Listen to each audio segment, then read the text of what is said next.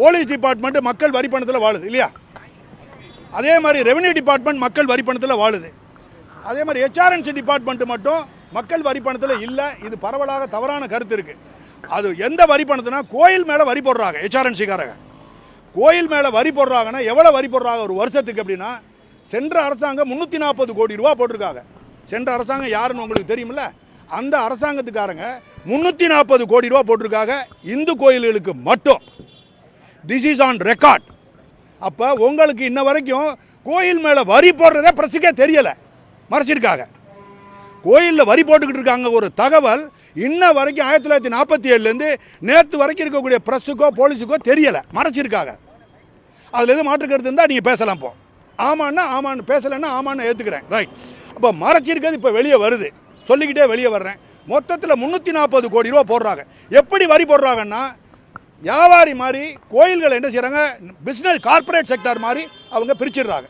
எப்படி பிரிக்கிறாங்கன்னா, 5000 ரூபா வருமானம் வரக்கூடிய கோயில் வருஷத்துக்கு, அதுலேருந்து 20,000 ரூபாய்க்கு 4% வட்டி, 20,000 ரூபா வருமானம் அதுலேருந்து 60,000 வர்றதுக்கு 5% வட்டி, 60,000லேருந்து 2 லட்சம் வர்றதுக்கு 6% வட்டி, 2 லட்சம் வருமானம் வருமானத்தில் 5 லட்சம் வர்றதுக்கு 7% வட்டி போடுறாங்க.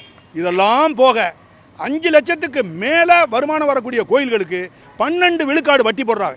இப்படி வட்டி கோயில்களுக்கு போடுறது தமிழ்நாட்டில் இருக்கக்கூடிய எந்த இந்துக்களுக்கும் தெரியவே இல்லை, தெரியறதே கிடையாது. இந்து நிறுவனங்களுக்கு தெரியலை, ஆதீனங்களுக்கு தெரியும், ஆதீனங்கள் பேச மாட்டேங்கிறாங்க. ஆதீனங்களுக்கு முதுகு விலகம் தெரியவே இல்லை. 11 ஆதீனங்களை இந்த வருஷத்தில் இந்த இருக்கக்கூடிய கவர்மெண்ட்டு காலி பண்ணிடுச்சு. 11 ஆதீனங்களை இப்போ இருக்கிற கவர்மெண்ட்டு காலி பண்ணிடுச்சு. இது போக பழைய ஆதீனங்கள் தான் இருக்காங்க, அவங்களுக்கு இது தெரியலை. மொத்தத்தில் பார்த்தீங்கன்னா 12% இப்படிலாம் போட்டு மொத்த வருஷத்துக்கு வரக்கூடிய வருமானம் பழைய கவர்மெண்ட்டு 340 கோடி, அதே கவர்மெண்ட் அடுத்த வருஷம் 370 கோடி போடுறாங்க வட்டி. அதுக்கடுத்து இந்த கவர்மெண்ட் வந்துடுது 2020-21, 20ல் 420 கோடி ரூபா போடுறாங்க. 21ல் இந்த கவர்மெண்ட் 427 கோடியும் இன்னொரு கொஞ்சம் லட்சத்தையும் போட்டுக்கிறாங்க. அது 89 லட்சம். நல்லா கவனிங்க, 429 லட்சம் கோடி, கோடி கமான் கோடி 87 லட்சத்தை வரி போடுறாங்க கோயில் மேலே. எந்த கோயில்னா இந்துக்கள் கோயில் மேலே. சத்தியம் சத்தியம் சத்தியம். இந்த கோயிலில் வரி வர்ற பணத்தை தான் ஹெச்ஆர்என்சி டிபார்ட்மெண்ட்டில் நிர்வாக ஃபண்டுன்ற அட்மினிஸ்ட்ரேஷன் ஃபண்டுன்னு வச்சு அவங்களுக்கு சம்பளம் பென்ஷன் அது இதுன்னு கொடுக்குறாங்க. கோயிலில் வேலை பார்க்குறவங்களுக்கு சம்பளத்தையும் கொடுத்து நாங்கள் பென்ஷனையும் கொடுக்க வேண்டியா இருக்குது. நம்ம 56 கோடி மக்கள் இந்துக்கள் இருக்காங்க. 7 கோடிக்கு மேலே ஓட்டு போடாதவங்களாம் சேர்த்த எக்கச்சக்கமாக போடும். அவங்களுக்கு இந்த அறிவு போதுமான நாலேஜ் இல்லை, புரிதல் இல்லாதனால யாருக்குமே தெரியும். இந்த அறிவை கொண்டு போய் சேருங்க. இப்படிப்பட்டு இருக்க போகும்போது கோயில் நிதின்னு ஒன்று இருக்குது, அந்த கோயில் நிதின்னு ஒன்று இருக்குது, அப்புறம் அட்மினிஸ்ட்ரேஷன் ஃபண்டு நிதின்னு ஒன்று இருக்குது. இந்த நிதியில் அவங்க துறைக்கு வேண்டிய எல்லா செலவுகளையும் அதில் எடுத்துக்கிடலாம். ஆனால் சப்போஸ் இந்த காவல் நிலையத்தில் ஒரு ஆய்வாளர் இருக்கார், அவருக்கு பசி எடுத்துருச்சு, அவருக்கு ஏற்கனவே உங்களுடைய வரி பணத்தில் சம்பளம் கொடுக்குறோம், டீ எல்லாம் கொடுக்குறோம், வண்டி கொடுக்குறோம், கார் கொடுக்குறோம், காரோட ஃபியூல் 80 லிட்டர் கொடுக்குறோம் மாதத்துக்கு, மேற்கொண்டு லிட்டர் வேணும்னா அவர் எழுதி டிசிட்டை வாங்கிடுவார், டிசியோ ஜேசிட்டே வாங்கிடுவார். இதுதான். ஆனால் இதுக்கெல்லாம் தேவை, பசிக்குது, காலையில் பர்ஸை எடுத்துகிட்டு வரல, போய் ஒன்று ஒரு பர்டிகுலர் ஹோட்டல், பெரிய ஹோட்டலில் ஒரு 4 இட்லி, இந்த இன்ஸ்பெக்டர் சொன்னால் வருத்தப்படுவாங்க. இது கோயிலில் இந்த போலீஸ் ஸ்டேஷனை மறந்துருக்கேன், எக்ஸ் போலீஸ் ஸ்டேஷனில் இந்த இன்ஸ்பெக்டர் சொல்கிறாரு, போய் ஒன்றே வாங்கிட்டு வராங்க 4 இட்லி வாங்கிட்டு வர, அது 250 ரூபா. அதை என்ன செய்கிறாங்க, பெர்மனெண்ட் அட்வான்ஸ்னு ஒன்று இருக்குது, அதுலேருந்து எடுக்க சொல்கிறாரு. அவர் ஜெயிலுக்கு தான் போகணும். நீங்கள் என்னென்ன சார் இட்லி வாங்கினதுக்கு ஜெயிலா சார் பார்க்குறது வேற. கமான், இட்லி வாங்கலாம், 4 இட்லி 40 இட்லி கூட நீ சாப்பிடு. ஆனால் எதுலேருந்து வரணும், உன் சொந்த பாக்கெட்லேருந்து செலவழிக்கும், சொந்த எக்ஸ்பெண்டிச்சருக்கு, நிலைய சம்பந்தப்பட்ட எக்ஸ்பெண்டிச்சருக்கு ஏற்கனவே அவங்களுக்கு பட்ஜெட் அலோகேஷன் கொடுத்துருக்காங்க, பட்ஜெட்டில் கவர்மெண்ட்டே கொடுத்துருது உங்களுக்கு.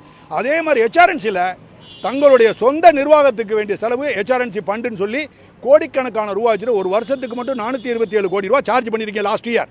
This is on record. பிரஸுக்கு தெரியாது, தமிழ்நாட்டில் எந்த பிரஸுக்கு இதை தெரியவே தெரியாது. மினிஸ்டர் சொல்கிறதில்ல, கமிஷனர் சொல்கிறதில்ல, இருட்டடைப்பு பண்ணிடுறாங்க. நீங்கள் போய் கேட்டாலும் அவங்க சொல்கிறதில்ல உங்களுக்கு. இப்போ நான் வெளியே கொண்டு வர்றேன், யாருக்காவது தெரியும்னா நீங்கள் தெரியும்னு சொல்லுங்கள், அடுத்த கேள்வி கேட்டால் மாட்டிக்கிடுவீங்க, ஏன்னா உங்களுக்கு தெரியாது.